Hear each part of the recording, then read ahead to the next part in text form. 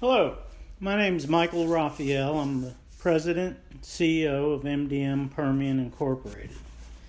Our company is based out of Carrollton, Texas. And I'm here today to answer some questions from shareholders, maybe give a little bit of insight into what it is exactly that we're doing right now and where we plan on going. I've had a great response from shareholders in terms of questions. So I'm just going to dive right into these and see where we go from there. One of the first questions I have is, does the success of EOG influence targeting the depth of the Lindley 6103 at the Wolf Camp?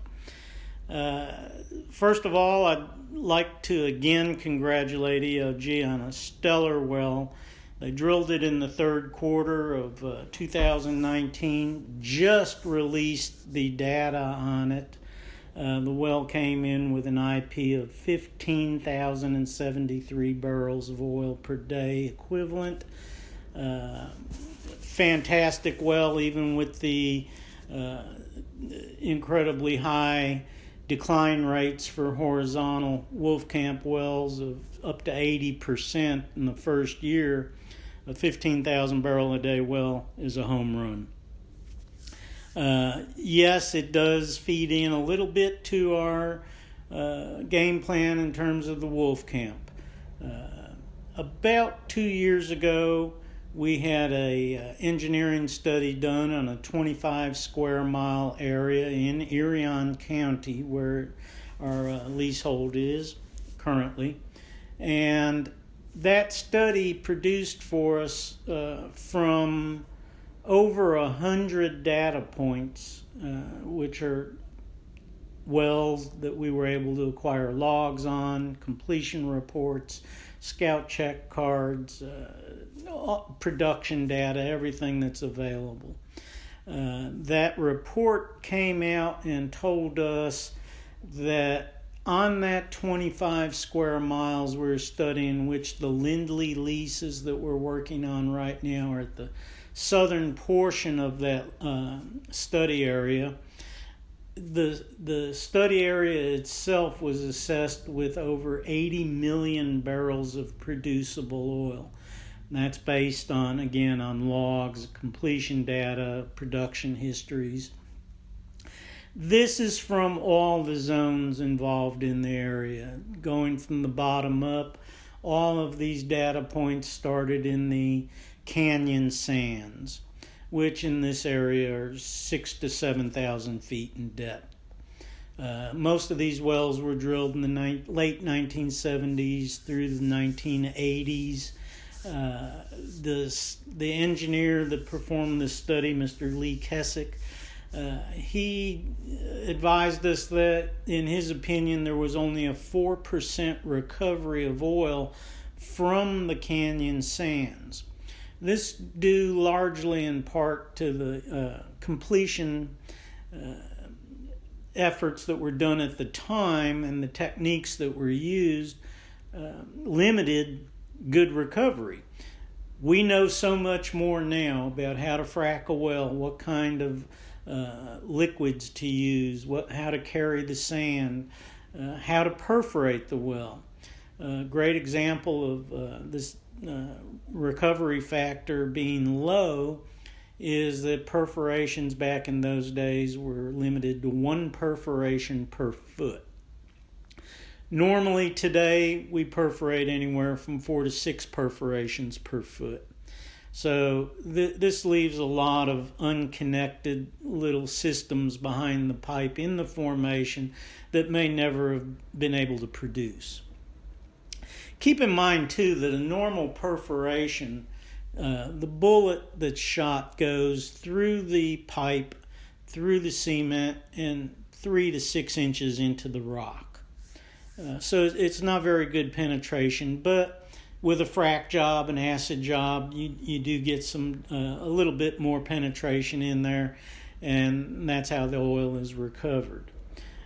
We will be targeting, though, zones up the hole. The Wolfcamp, the Clear Fork, the San Andreas, the San Angelo. These zones are all behind pipe on all of these wells throughout the study area.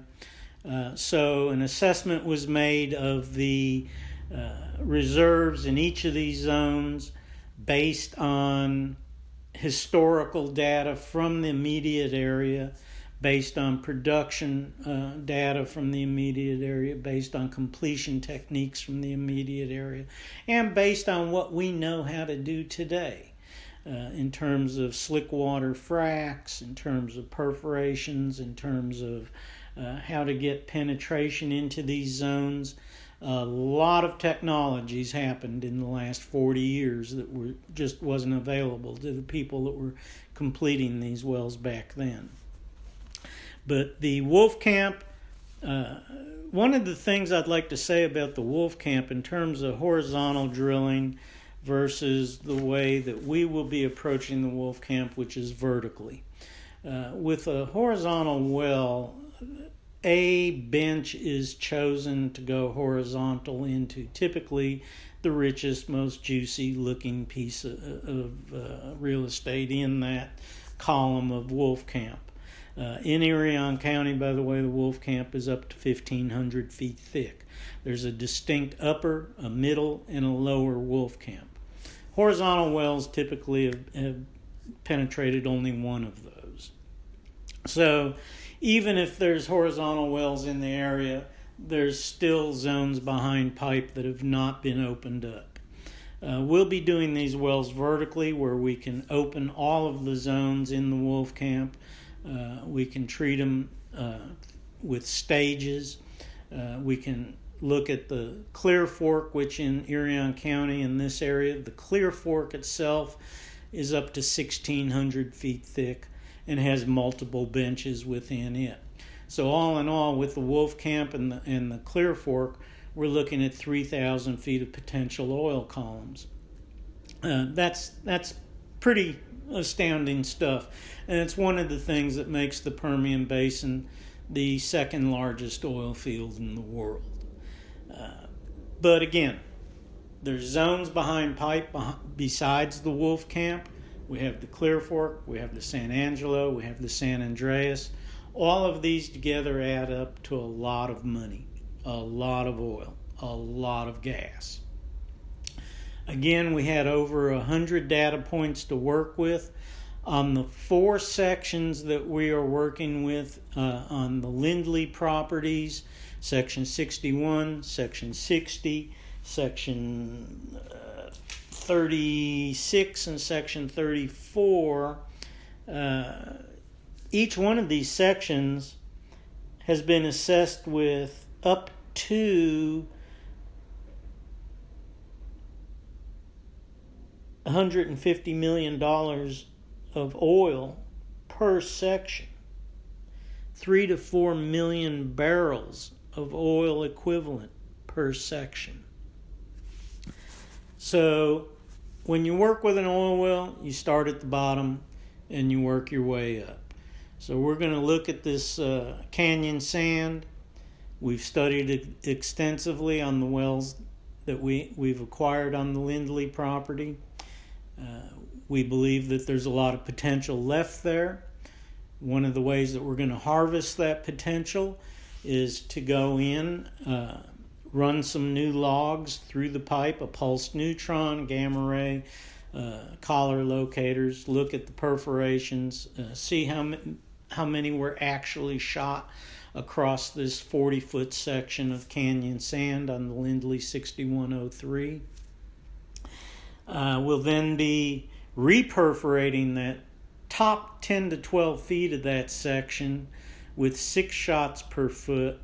We'll follow that up with a 10-foot gas gun, which will penetrate 30 feet into the rock behind the pipe, connecting us to a lot of potential fractures and oil-carrying systems that maybe were never produced in the past. We'll follow that up with an acid job with chemicals to clean out any scale damage, paraffin damage, any skin damage around the perforations, clean the formation up, and see what we get.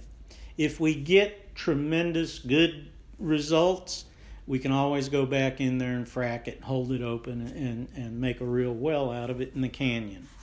If the results are not stellar and they're just not going to be economically feasible to produce, we move up the hole. We've got plenty of opportunities up hole in this well. Again, a couple of benches in the Wolf Camp, several benches in the Clear Fork, and some real good looking potential in the San Angelo.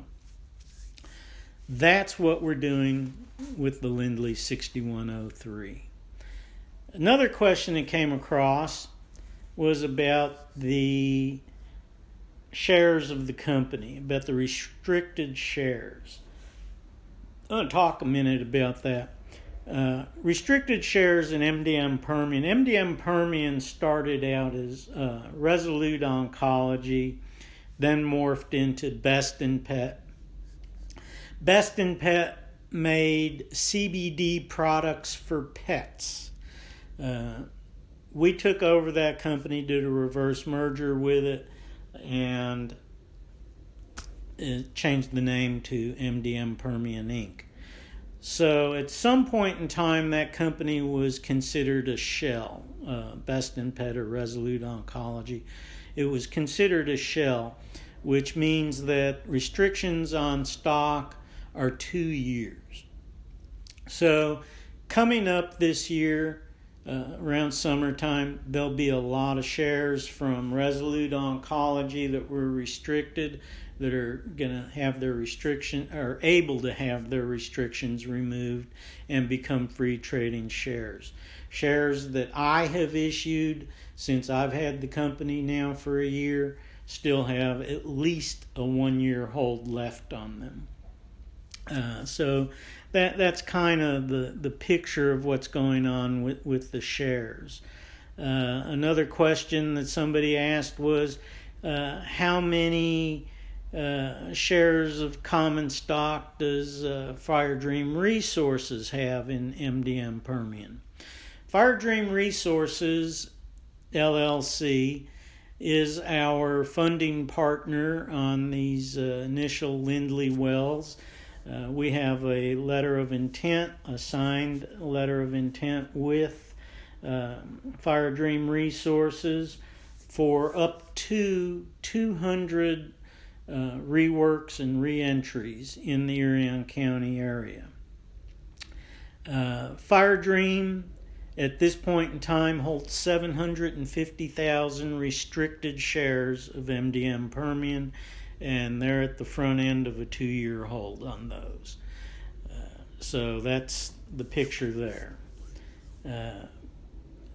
MDM Permian will retain and or option remaining undeveloped acreage associated with the Fire Dream Resources wells. The reason for that is because Fire Dream Resources has no interest in drilling. They want reworks, they want reentries.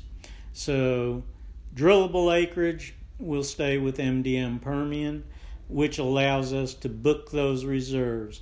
As we prove up these wells with the 4 wells we have on 2 sections in the Lindley leases, we will be able to book those reserves as an asset value for our company. And in terms of the 200 wells, a lot of questions have been asked about that. Our arrangement with Fire Dream Resources isn't, the wells will be done in groups of 25. At this point in time, we are extensively studying wells for reentry and reworks. We're looking at the data, we're collecting scientific information, seismic data, mud logs, drilling logs, everything we can put together, and assessing what's really there before we go out and purchase these properties and dedicate these wells to Fire Dream. Again, we have a 25 square mile area of interest, and it is loaded with data and with reserves in the ground. And those reserves in the ground are how we plan on growing MDM Permian's value. Reserves in the ground with a public company are bookable as assets. That's why we are public. The game plan is to prove as much acreage as possible, book as much reserves as possible, and be an attractive takeover candidate for somebody much larger than ourselves. We will produce and drill enough wells to hold the acreage, but the ultimate game plan is to sell it off. And the question was asked, when would we decide to sell off the acreage? It's really not as much a question of when we decide to sell off the acreage as it is when somebody else comes to us and wants to buy it. Another question I have here was, we had put out a press release a while back about 16 more wells that the Irion Corporation had. Irion Corporation is the people that we bought the initial 4 wells from. They had 16 other wells that are still on their bond. We studied those wells. We looked at the logs. We looked at the production data. We visited the well sites. There's really not much there for us. So we did not execute the deal with Irion Corporation for those 16 wells. We are looking at a variety of prospects with other companies and prospects that are just wide open for leasing. That have plugged wells on them, that have shut-in wells on them. We're studying those wells. We're looking at the data. One of the prospects we're looking at, we were approached by another company who does primarily horizontal wells. They're getting ready to make a pretty big purchase in the Irion County area for horizontal drilling. But when they make that purchase, they're going to inherit several hundred vertical wells. We are studying the data on those vertical wells. They currently produce over 600 barrels a day. We're looking at these as potential wells for our project with Fire Dream, and the project comes with 8,700 acres. These are the kind of prospects that we're looking at to bring to the table and get ourselves into, so that we can then start proving these wells up in these other zones and booking those reserve values for our company. Another question that I have here is, why don't we publish the results on Twitter of the 6103 ahead of this interview that we're doing right now? We don't have results yet. What we've done with the 6103 well is we've gone in, we turned it on to pump it, see what was there, make sure all the equipment was working, the pump jack, downhole pump, everything like that. The well would not pump.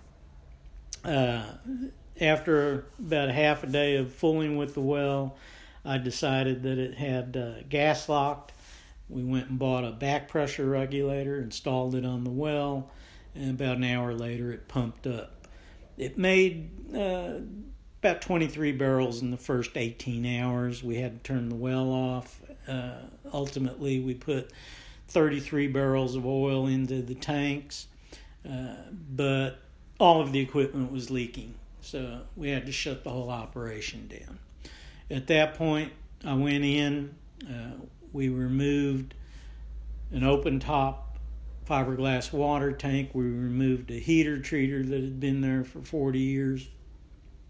Added another 210 tank to create an actual tank battery. Put a 3-phase separator in there and a closed top 210 barrel fiberglass water tank.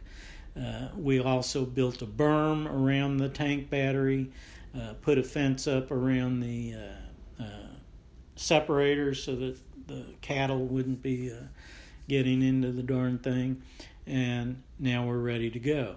turned the well back on, and it made 5 or 6 barrels into the tank after it filled the system, filled the separator.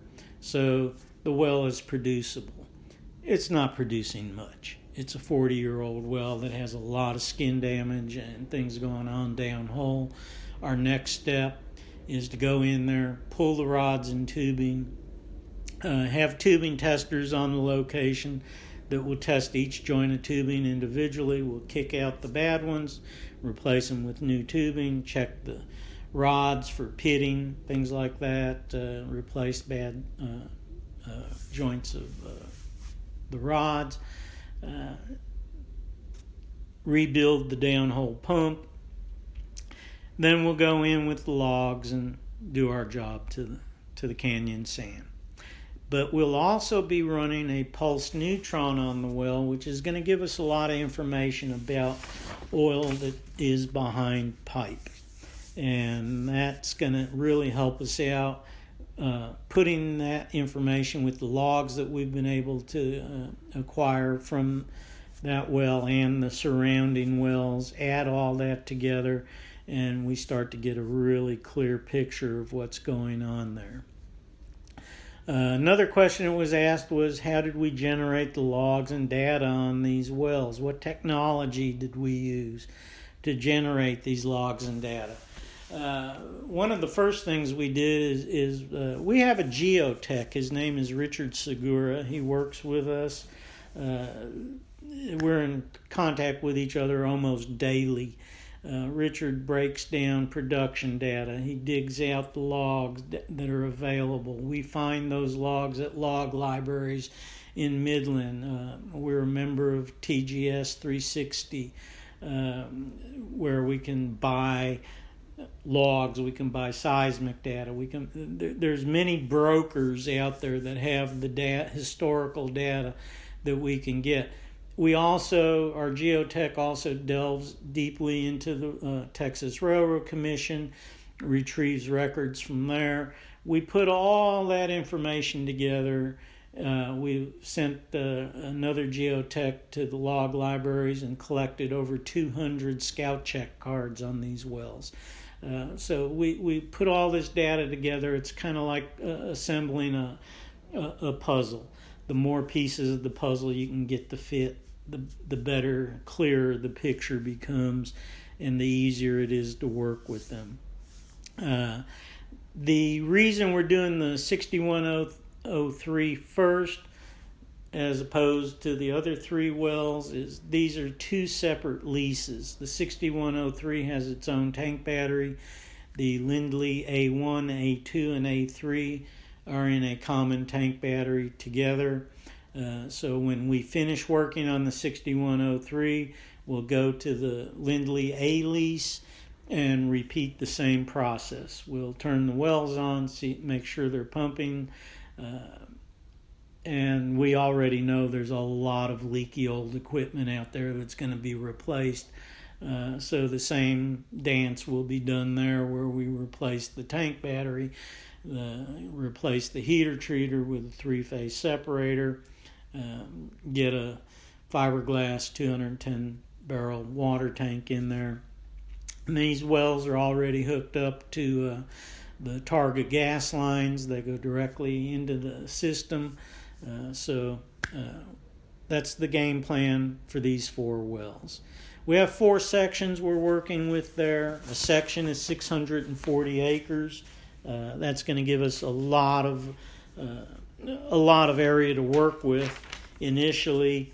On those 4 sections, there's at least 26 old data points, 26 plugged or abandoned wells that we have now gathered the logs, completion data, historical production histories.